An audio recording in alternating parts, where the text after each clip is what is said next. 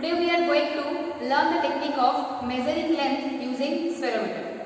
As you know, previously we learned the technique of measuring length using slide caliper and screw gauge. But in this video we will discuss how to measure the length using spherometer. So every experiment starts with the aim. So here the aim says to determine the radius of curvature of a spherical surface by a spherometer. The spherical surface can be convex or concave. Okay. So what are the apparatus that we need to perform the experiment? We need spherometer, the given specimen that can be curved glass, plain glass or base plate, and ordinary scale. So now let us first understand what is meant by radius of curvature. As we know, by using spherometer we will measure the length of a radius of curvature. Radius of curvature nothing but it is a length element. So let us first understand what is meant by radius of curvature. Radius of curvature is nothing but the radius of a sphere from where the curved part is taken. For example, look at this diagram. The dotted line shows that it is a complete sphere. It is a complete sphere. It is not a circle, okay? I have drawn it on the board, but it is a complete sphere. From where some portion has been taken. That's why I have shown it in solid line. And this dotted line is shown the complete sphere. So when we find this length is called the radius of curvature. That means, let me show you. Curved surface means something like this will given to you. Something like this will given to you. If you completely draw the sphere, the radius from the center to its surface will give you the radius of curvature. Okay. So by using a spherometer, we will find the value of the radius of curvature. So here I have shown the 3D diagram of spherometer. Let me show you the various parts of the spherometer. This one is called the circular scale. This is a circular scale. Some divisions are also shown in the circular scale. Okay. This is screw head. We will hold the screw head and we will rotate the circular scale. By holding the screw head, we can rotate the circular scale either in clockwise direction or in anti-clockwise direction. These are the three fixed legs. These are three fixed legs. Why it is fixed? Because you cannot change the distance between them. But this one is called the central leg or the middle screw. So this is the central leg or middle screw, but this is not fixed. It can move upward, it can move downward because this screw is attached to this screw head. This middle screw is attached to the screw head. When you will rotate this screw head either in clockwise or in anti-clockwise direction, this central leg will also go upward or downward. Okay. And this is the linear scale. Some divisions are also shown in the linear scale. You can see. So this is the whole diagram of a spherometer. Okay. So to do the measurement, it is very important to know the pitch and least count of an instrument. So as we know that we have a circular scale and we have a linear scale that is given in the spherometer. So we need to know what is pitch and how to find the pitch and what is the value of the pitch. Similarly, what is least count, how to find least count and what is the value of the least count. So here the formula is very similar to the screw gauge as we already discussed about it. The formula for pitch and least count is very similar to screw gauge. That is, pitch is given by the distance moved by the screw head in 10 complete rotation divided by 10, and that will be expressed in centimeter. Similarly, in case of least count, it will be given by pitch by number of division on the circular scale. Okay, that will also be expressed in terms of centimeter. So now I will show you from the instrument how can you find out the value of the pitch and the least count. So students, this is a spherometer. As I have shown you in the board, the various parts, let me again repeat. this is the circular scale, this is the screw head, this is the linear scale. You can see some divisions are there. In circular scale also there are divisions shown, and this is 3 fixed legs, this one and this one, 3 legs, and this is the movable because it is attached to the screw, so this is not fixed. It can move upward, it can move downward. The way you hold it and you rotate it, it will move upward and it will move downward. Some screw, it is looking like a screw because here you can see the threads, very similar to a normal screw that we use in our day-to-day life. So now our aim is how we know the pitch of this instrument.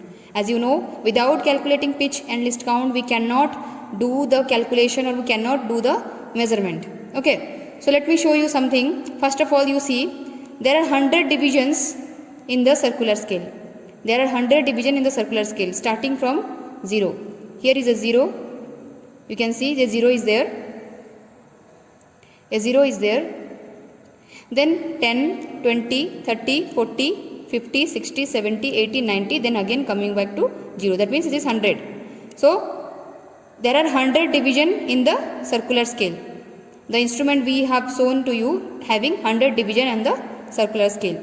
Similarly, look at the linear scale. The linear scale has also a 0 in the middle, and above it a 5 and 10, and below it 5 and 10 is there. So why this is given like this? Why the center is in the 0? Because this will move upward. This may move upward or may move downward depending upon the curved surface we use. If we use convex surface, then it will move upward. If we will use concave surface, it will move downward. So accordingly, this has been given in order to make the measurement in both upward and downward direction. Okay, so total 20 divisions are there in the linear scale. Okay, and here 100 divisions are there in the circular scale. So yeah, now you can see this is a curved surface given to you, which is a part of a sphere and whose radius of curvature we want to find. So as I told you about the concave and convex surface, this one is called the convex surface. If some surface is above from the base, this is convex, and if there is some depth, this is called concave portion. This is the concave part, this is the convex part of the curved surface given to you. Okay, so now we will find the pitch of this instrument. How we will find the pitch? As per the definition, it is the distance moved by the screw head in 10 complete rotation by 10. There in that formula 10 complete rotation is given, that's why they divided by 10. But I will show you a simple understanding. By doing one complete rotation also you can find the pitch, because if you find for 10 complete rotation and divide it with 10, simply if you find for one complete rotation also, it will give you the pitch. So what I will do, I will do one complete rotation either in clockwise or in anti-clockwise direction, and I have to divide with 1. So dividing it 1 means nothing but simply it is equivalent to simply finding the distance covered in the linear scale after rotating this circular scale. So when you will rotate this circular scale, you can see when I rotate this, it is going down, down, covering some digits in the linear scale. Similarly, if I will rotate in opposite direction, it is coming up, up, up, and covering some distance in the linear direction. So it is your wish in which direction you want to do, but you have to do one complete rotation. You can also do for 10 complete rotation and divide it with 10. It is your wish. You can also do for 4 complete rotation and divide it with 4 or 5 or 6. It is up to you. The definition is not hard and fast that you have to do 10 complete rotation. You can also do for 1. If you do for 1, you don't have to divide with 1, because dividing by 1 is nothing but simply find the distance covered in the linear scale for 1 complete rotation. Okay. So see, suppose I want to do for suppose I am keeping this in the 0 line. First you have to check whether any error is there or not. You see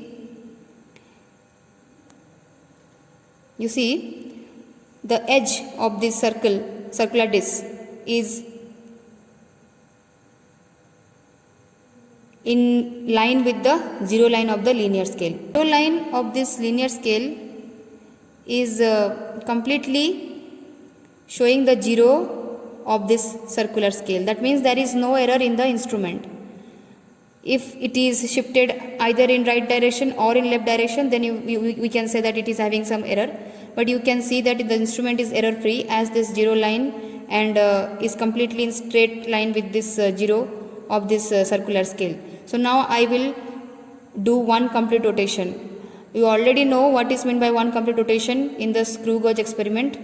When you rotate this, it will again come back to the same position, then we will say that it has done one complete rotation. Let me rotate in clockwise. Observe the scale carefully. Again it has came to the same. That means one complete rotation is done. So we see that it has covered one digit. It was previously in the zero and it came down, little bit down, and it has travelled one digit. That is equivalent to the distance between these two threads, which is very, very similar to the screw gauge experiment. So as we know, the linear scale, one division is equal to 1 centimeter. So that means in one complete rotation, the circular scale has covered 0.1 centimeter in the linear scale. That means the pitch of this instrument is 0.1 centimeter. As you know, there are 100 division in the circular scale. The least count will be 0.1 centimeter by 100, which will give you 0.001 centimeter. So this value is fixed for a particular instrument. It does not mean that you will always get 0.001 centimeter. You may get 0.0005 centimeter depending upon the instrument we use. But currently the instrument I am showing is having a pitch of 0.1 centimeter and least count of 0.001 centimeter. Okay, but if you know the procedure, you can also do this for this kind of spirometer also. Okay. After finding the pitch and least count of the instrument, we need working formula. By using which formula we can find the radius of curvature. You see the working formula is given by r is equal to d square by 6h plus h by 2, where d is the distance between two legs. These are fixed legs. Okay, these are fixed legs. As you can see, we have three fixed legs. The distance between these two fixed legs is called d, and there is a process to find out the value of d. Not like this, you can simply measure this distance, not like that. We have to perform a tabulation and we have to perform 3 diagrams for that. I will tell you later how to find the distance between these two legs. So the formula for d is AB plus BC plus CA by 3. That means if this is like a triangle, if you join these 3 ends, it will look like a triangle. So if this is A, this is B, this is C, then by adding AB, BC and CA and divided with 3, it will give you the mean D. I will tell you the tabulation for D when we will discuss about the tabulation part. Okay, so this is about D. Now what is H here? H is the height of the highest point of the convex curved surface or the depth of the lowest point of a concave curved surface below the plane of the tip of the fixed legs. Now you can see I am holding the spirometer above the convex surface of this spherical surface given to us.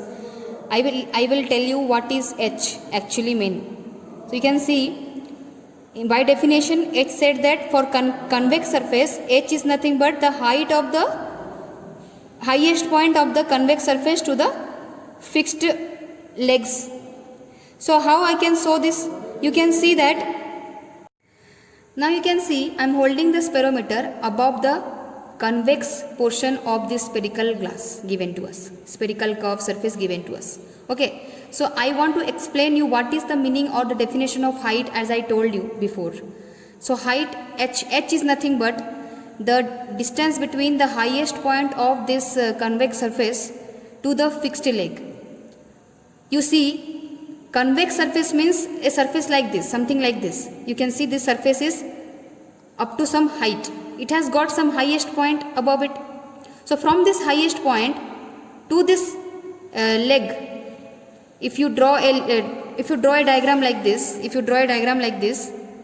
you can see this middle leg or the central leg is little bit above, because this is curve and these fixed legs are little bit down. So when you will draw a straight line and you will just find this height, this will give you the h. You can see these legs are little bit lower and this is the highest point. That one definitely it will going to be little bit upward. When you will join these two legs or from here to here, this length will give you the h. The third fixed leg I have not shown. It is behind this central leg, but that is not our point now. We only want to know what is the value of h. What is h here? So this is the geometrical way I have shown you. Similarly, for concave surface, if you put like this is a concave surface. In case of convex surface, there is a depth. The maximum depth is at the center. So when we will move this, it will go and touch the surface. Definitely this central leg will be little bit lower as compared to this side fixed legs, which you can see in this figure. You can see the central leg is little bit lower because this is the highest depth of this concave surface and these are little bit above it. So when you will this point, draw a straight line from this fixed leg to the center, and you will also draw a straight line from the center. This height will give you h. Similarly here it is h. So I hope from this geometrical diagram it is clear that what is h here. Okay. So students, we understood what is the meaning of d and what is the meaning of h. Now it is important to calculate the value of h and d. So for that we need tabulation, because we cannot find the value of r directly. As you know, the formula for radius of curvature is nothing but r is equal to d square by 6h plus h by 2. So here you need to calculate the value of h and the value of d, then only you will be able to find the value of r. You can see table 1 is the tabulation for d and this table 2 is for the tabulation for h of convex surface, and this is a tabulation for h of concave surface. So there are two types of h we have to calculate, one for convex surface, another one for concave surface. So I will tell you about it. Let me first explain you what is the tabulation for d. This is the simplest one. We have to do simple tabulation for d because in case of d, what you have to do is, to calculate the value of d, what you have to do, you have to take a plain paper and you have to put it on the table. Then you have to take the spirometer. As you know, there are 3 fixed legs and they are pointed. So when you will take the spirometer and you will press on the paper, you have to press 3 times because we need 3 observation. Once you have to press here, then again one place here, then here. Like that, after doing this, you will get 3 points because you see this is pointed. So you will get 3 vertex of a triangle. Then you will take a ordinary scale, normal ordinary scale, and you will join the points. Then you will get a figure like this. A figure like this you will get. This is first figure, this is second figure, this is third figure. Okay.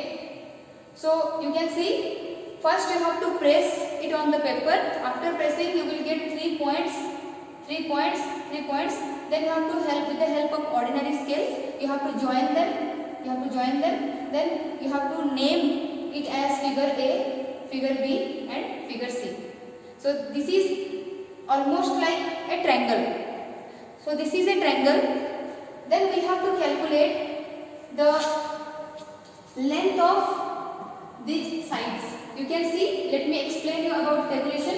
These are the number of observation. This is figure number. So as I have given this first figure as A, I will write A here. Then this is B, I will write B here. Then this is C, I will write C here. This is for figure A, this is for figure B, this is for figure C. So in figure A, there is AB, then BC, then CA. Similarly in figure B also, there is AB, BC, CA. Similarly in case of C also. So here you see, I have written AB, then BC, then CA. So for 3 figures, we have 3 observations. So for 3 figures, we have to write the value of AB for figure 1, then AB for figure 2, then AB for figure 3. Similarly for BC and CA. So what I will do? I will take a scale, normal ordinary scale. I will measure this length. As this is for figure A, so I will write the value here. Similarly, I will measure AC for figure A and I will write here. Similarly for BC, here. Like this, I have to measure.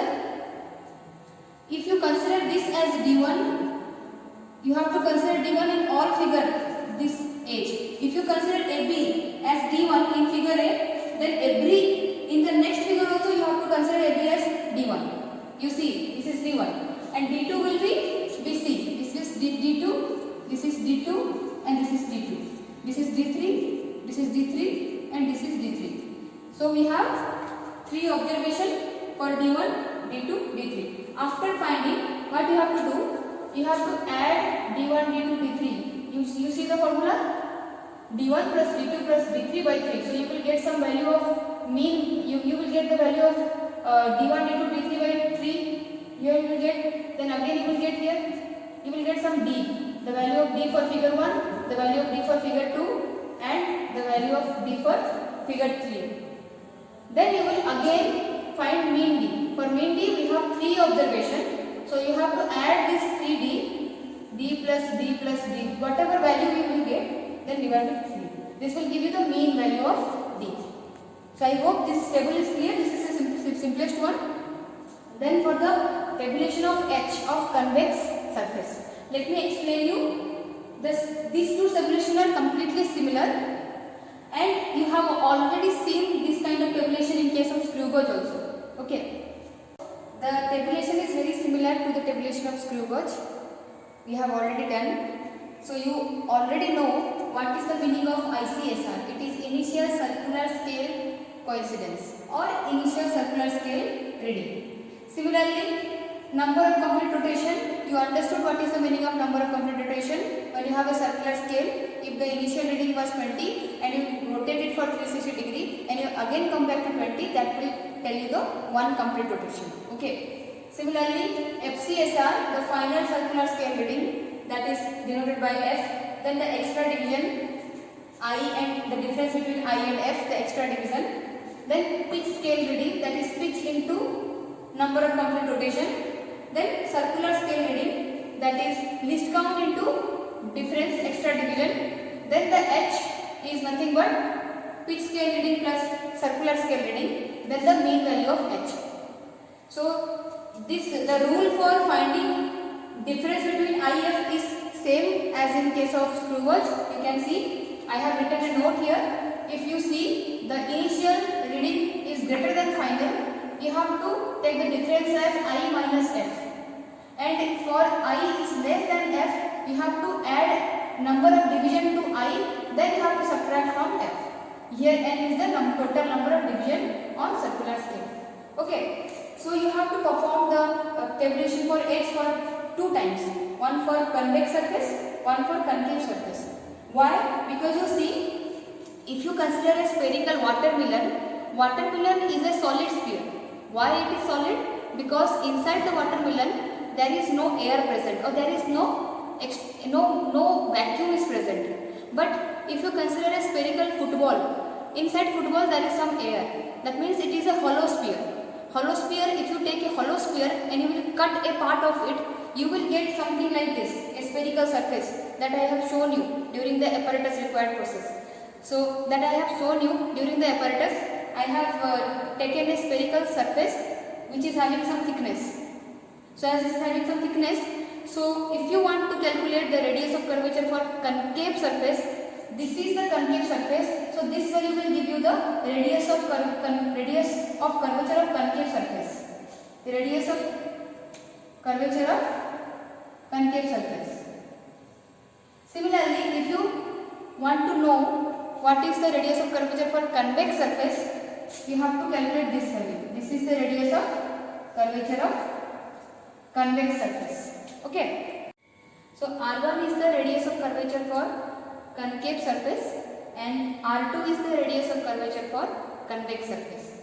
So I will show you the method how you can find the value of H for convex and concave surface. So I hope you understand the tabulation. The tabulation is very completely similar.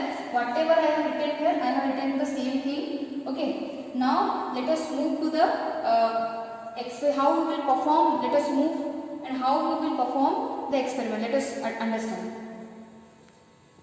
Now let me show you how to take the how to measure the initial circular scale reading and final circular scale reading and number of complete rotation with the help of this instrument called spirometer.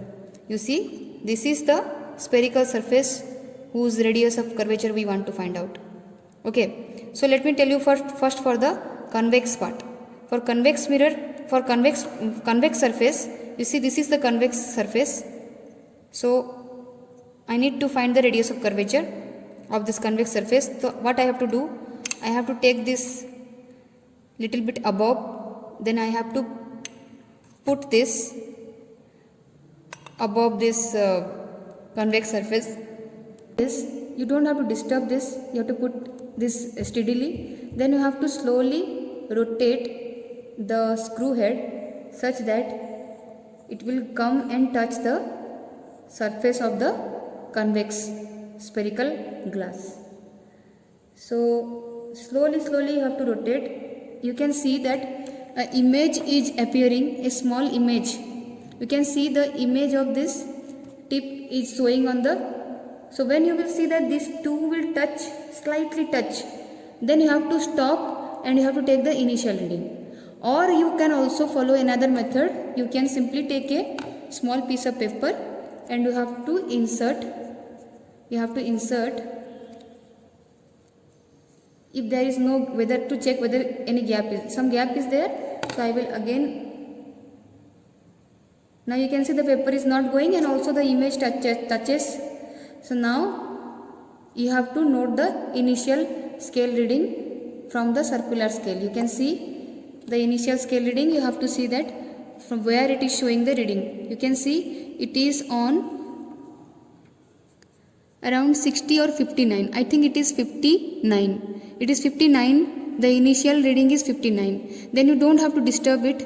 Then you have to take a plain glass base plate and you have to put this spirometer above it and you have to write down the initial is 60. Let me write down the initial is 60. Then we have to know what is the number of rotation. How to do the number of rotation?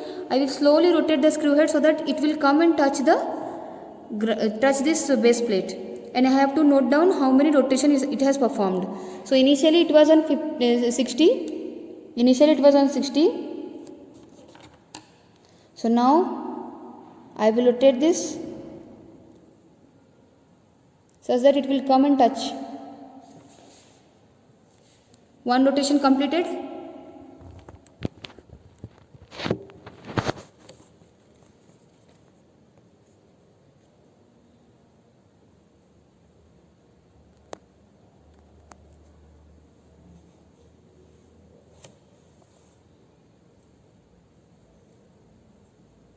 Now 2 rotation completed and it has touched the base plate. That means my capital N is 2. And now I will see the final reading. What is the final reading of the?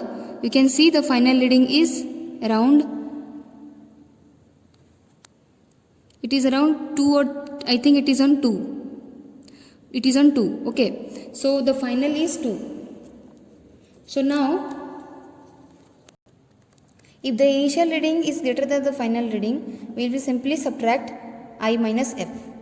In case if I is less than F, you have to add the number of divisions, that is 100, and then you have to subtract. But in this case, our I is greater than F, so we will simply write it is 58. After doing this, you have to find PSR, pitch scale reading. You know the value of pitch. The pitch is nothing but 0.1 centimeter for this instrument, and least count is 0.001 centimeter.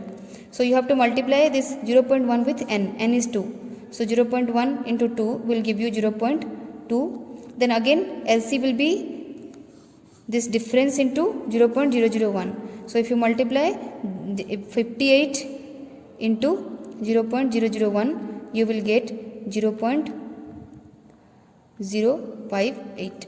Okay, so this is the value of CSR. Then after doing this, you have to add them. H will be PSR plus CSR. You will add these two value and you will write it here. Then you have to take 10 observations. This is the first observation I have shown. You have to do this, repeat this experiment 10 times. Then you will get 10 values of H here. You will get 10 values. Then you have to add all the values of H up to 10 values, then divide with 10, because 10 observation we have taken. So this is for convex surface. If you want to know for concave surface, the procedure is similar. The only slight change you have to do is first you have to put the spirometer on this glass plate such that this will go and touch it. Okay, you have to put here and take the initial reading. You know how to take the initial reading. You will see this line, which line is coming in with the edge of this linear scale. So you will simply rotate it till it touch this base plate and you will take the initial. After doing that, you will simply lift it up. Then you will take this concave portion. This is the concave surface. You have to put it above it, and then you will hold it steadily and you will rotate it. While rotating, you will also see how many complete rotation it is making. Not the half rotation is if any half rotation is there, you will not count that. Only complete rotation you have to count. And then after rotation, it will go and touch. You can see there is some gap. Now you can see some gap is here. 1 second, let me tell you. Some gap is here, some gap is there. So when you will rotate this, it will go and touch the depth of this spherical concave surface. When it will touch, it will give you the final reading. Okay, so the only difference is for convex. Let me again repeat. For convex, first put it on this, take the initial, then take the final on base plate.